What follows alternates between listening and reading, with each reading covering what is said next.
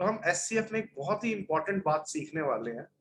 वो इंपॉर्टेंट बात ये है जो बहुत सारे कॉम्पिटिटिव एग्जाम के क्वेश्चन में अप्लाई होती है। सपोज मैं कहूँ दो नंबर्स हैं 48 एंड 60।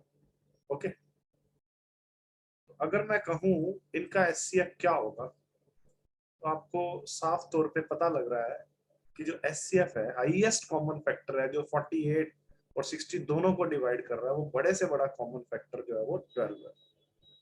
कॉमन फैक्टर्स तो और भी हैं, लेकिन बड़े से बड़ा कॉमन फैक्टर क्या है? 12 है। अब आप सोचेंगे कॉमन फैक्टर्स और है? यस। अगर मैं कहूँ 6 एक कॉमन फैक्टर है, यस है। 3 भी है, 2 भी है, 4 भी है इवन, है ना? ऐसे कॉमन फैक्टर तो है, लेकिन जब मैं हाईएस्ट कॉमन फैक्टर की बात करूं तो वो 12 है।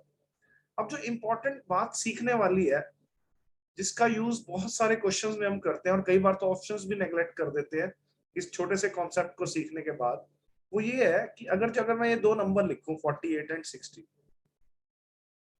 जो दो नंबर मैंने लिए, इनका एचसीएफ क्या आया? 12। तो 48 12 इंटू क्या? 12 इंटू 4। और 60 12 इंटू क्या? 12 इंटू 5।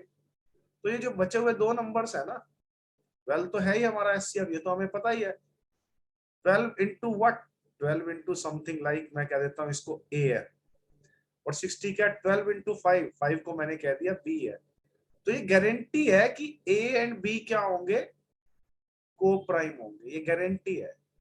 अगर हमें एचसीएफ 12 पता लग गया, कंफर्म हो गया एचसीएफ 12 है, तो जो नंबर्स हैं, जो पहला नंबर है वो 12 इंटू समथिंग यानी कि ए है, ए की वैल्यू यहाँ पे तो 4 है, 4 है।